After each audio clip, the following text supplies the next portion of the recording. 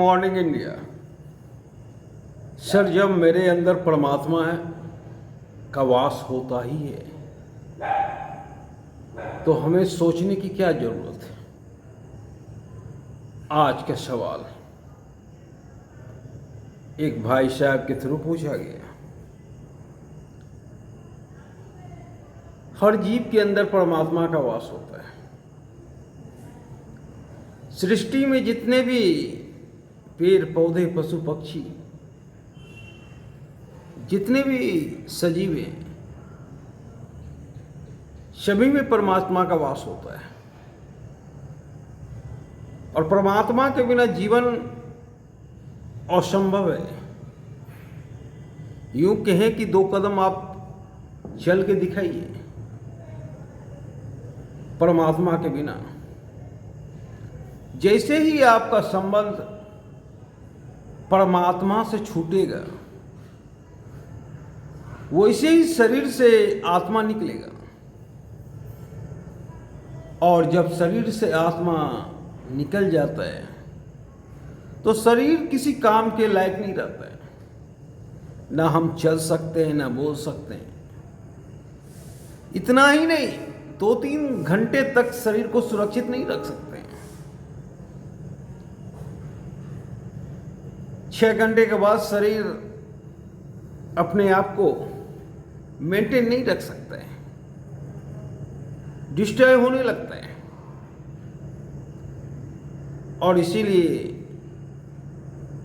जैसे ही आत्मा बॉडी से निकलता है वैसे ही इंसान बॉडी में तब्दील हो जाता है, उसका नाम छिन जाता है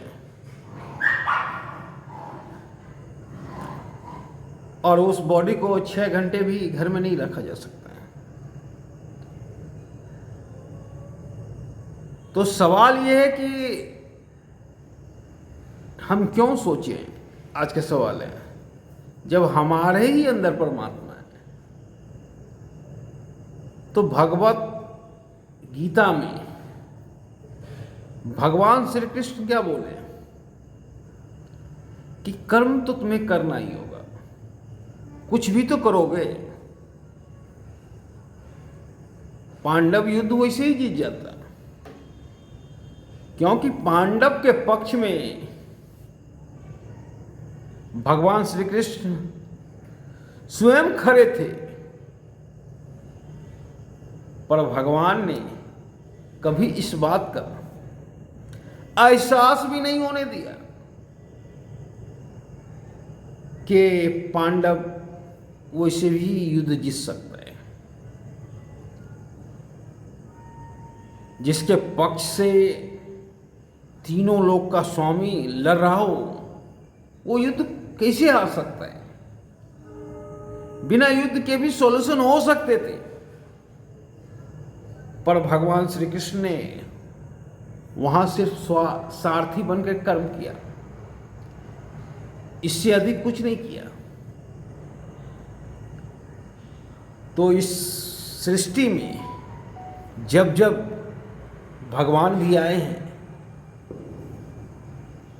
तो सृष्टि के नियम को तोड़े नहीं है।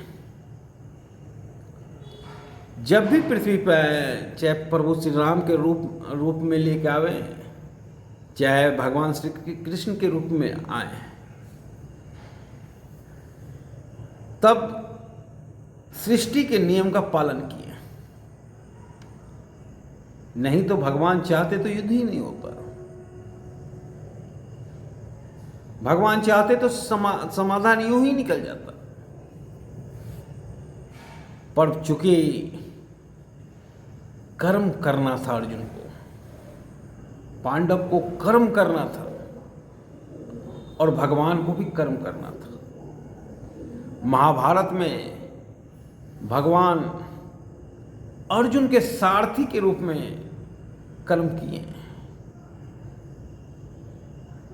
तो ये तो सही बात है कि गॉड हमारे अंदर है, पर गॉड से तब तक मुलाकात संभव नहीं है जब तक कि हम खोजेंगे नहीं। जब तक कि अपने अंदर टटोलेंगे नहीं, तब तक संभव नहीं है कि गॉड से मुलाकात हो जाए। और जिसने टटोला, जिसने अपने आप को जाना, उसका मुलाकात संभव हुआ। बहुत से ऐसे व्यक्ति आए जो आते हैं चले जाते हैं, दुनिया को नहीं जान पाते, उसे गॉड से मुलाकात नहीं हुआ। और जिसने दुनिया को जाना, जिसने अपने आप को टटोला, जिसने भगवान को खोजा, उसे ही भगवान का दर्शन हुआ। तो भाई साहब, ये तो ठीक है कि जब गॉड मेरे अंदर है तो हम क्यों गॉड को खोजें? तो गॉड मेरे अंदर है, ये सही बात है, पर अंदर से बाहर निकालना होगा। हमें जिस काम के लिए गॉड ने भेजा वो काम करना होगा। महाराज प्रेमानंद 2 किडनी खराब हैं, डायलिसिस पे हैं, पर रोज प्रवचन करते हैं, क्योंकि गॉड ने महाराज जी को इसी काम के लिए चुना। वो कितने भी कठिनाई में क्यों ना हो, वो रोज प्रवचन करते हैं। तो गॉड को जिसने खोजा उसे गॉड मिला, और गॉड को खोजना होगा, नहीं तो जीवन तो कट जाएगा, पर जीवन का कोई अस्तित्व नहीं रहेगा, जीवन नीरस रहेगा, जीवन में कोई रस नहीं रहेगा। अगर गॉड से मुलाकात होगा तो जीवन सार्थक होगा, जीवन में रस रहेगा। और नीरस जीवन में क्या तुम सुख की उम्मीद करते हो? नीरस जीवन में क्या कभी फूल खिल सकते हैं? नीरस जीवन तो व्यर्थ का जीवन है, इससे अच्छा मर जाना है। जब जीवन ही नीरस होता है तो ये तो मृत्यु के समान है। अगर नीरस जीवन है, अगर तुम गॉड को पाओगे तो तेरा जीवन सफल होगा, सार्थक होगा। इस जगत में आने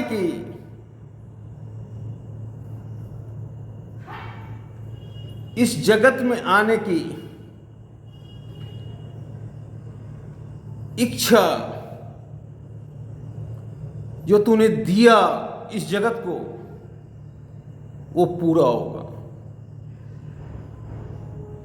सार्थक होगा इस जगत में आने से, अगर गॉड को पाओगे तो। विसेंट को कौन जानता अगर विसेंट ने कला की साधना ना की होती? विसेंट के लिए तो सबसे कठिन समय था कि विसेंट का पेंटिंग बिकता भी नहीं था। कला मित्र भी आलोचना करते थे और कला समीक्षक भी आलोचना करते थे, और उस कठिन परिस्थिति में विसेंट का हौसला नहीं टूटा। विसेंट दिन रात पेंटिंग करता रहा। विसेंट का भाई थियो था, थियो के बदौलत ही पेंटिंग करता रहा, क्योंकि विसेंट के पेंटिंग बिकता नहीं था। थियो विसेंट को आर्थिक हेल्प करता था और विसेंट दिन रात पेंटिंग में डूबा रहता था। एक मित्र था उसका, गोंगबा, उससे भी लड़ाई हो गया था। गोंगवा का कुर्सी उसने पेंटिंग बनाया जो अरबों रुपए में अभी नहीं मिल सकता है। विसेंट को मानसिक पागलपन के दौरे भी आए, पर हिम्मत नहीं हारी। उस दरमियान भी काम में डूबा रहा विसेंट। और डॉक्टर अगेन का पेंटिंग विसेंट ने हॉस्पिटल में ही बनाया। बहुत कम उम्र में ही विसेंट इस संसार को छोड़ के चला गया, आत्महत्या कर लिया। पर 4 साल बाद एक पेंटिंग बिकी, सनफ्लावर, उससे विसेंट रातों रात स्टार हो गया। तो अगर विसेंट कला का साधना नहीं किया होता तो आज विसेंट को कोई नहीं जानता। प्रेमचंद्र अगर साहित्य का साधना ना किया होता तो प्रेमचंद्र को कौन जानता, प्राइमरी के टीचर को कौन जानता है। लेकिन प्रेमचंद्र ने साहित्य की साधना की, और अब जब तक हिंदी साहित्य रहेगा प्रेमचंद्र का नाम रहेगा, प्रेमचंद्र अमर रहेंगे। तो अगर प्रभु से मुलाकात हो जाएगी तो जिंदगी धन्य हो जाएगा। और प्रभु से मुलाकात करने का एक ही रास्ता है, कर्म।